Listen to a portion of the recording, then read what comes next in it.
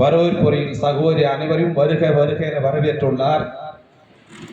அம்மையார் மணிமேகலை உள்ளிட்ட அனைவரையும் வருக வருக என வரவேற்று ஒரு சில கருத்துக்களை மட்டும் உங்களிடையே பகிர விரும்புகிறேன். முதலில் நமக்கு தன்னம்பிக்கை வேண்டும். நம்பிக்கை என்பது வேறு, தன்னம்பிக்கை என்பது வேறு. இப்ப நடக்கிற நீங்க மேட்ச் பார்த்துருப்பீங்க, சின்ன பசங்களாம் வந்திருக்கீங்க. மேட்ச்ல பாத்தீங்கன்னா ராஜஸ்தான் டீம்ல வைபவ் சூரியவர்ஷன் அப்படின்னு ஒரு பையன் 13 வயது முடிந்து 14 வயது ஆரம்பிக்கிறது. அவன் மேட்ச் ஆடுறான். அவனை தேர்ந்தெடுக்கும் போது, திராவிட தேர்ந்தெடுக்கும் போது சொன்னாங்களா, என்ன பால் குடிக்கிற பையனை போய் நீங்க வந்து மேட்சுக்கு தேர்ந்தெடுத்தீங்களா அப்படின்னு சொன்னாங்களாம்.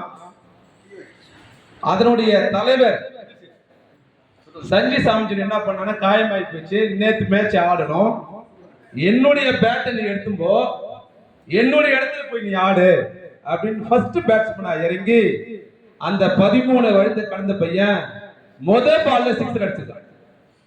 ஃபர்ஸ்ட் பால்ல சிக்ஸரு, ரெண்டாவது பால் இல்ல, மூணாவது பால் சிக்ஸர்.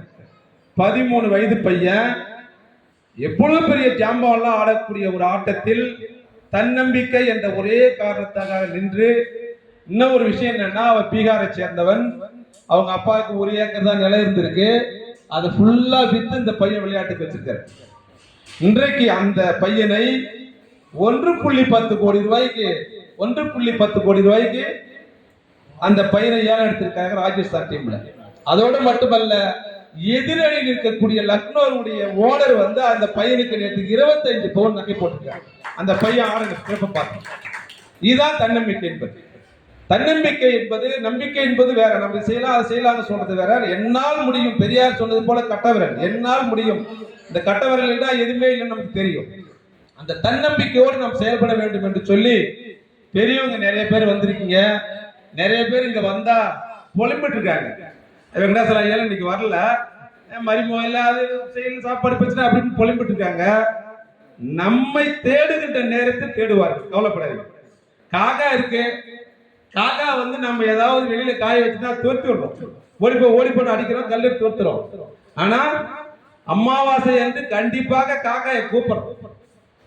அப்ப அமாவாசை என்று காக்காயை கூடும்போது வயதான பெரியவர்கள், நீங்க பிற மாதிரி இருக்கலாம், உங்களுக்கு தெரியும், என்னைக்கா இருந்தாலும் நம்மளை தேடி நம்முடைய குழந்தைகள் நம்ம வருவார்கள்.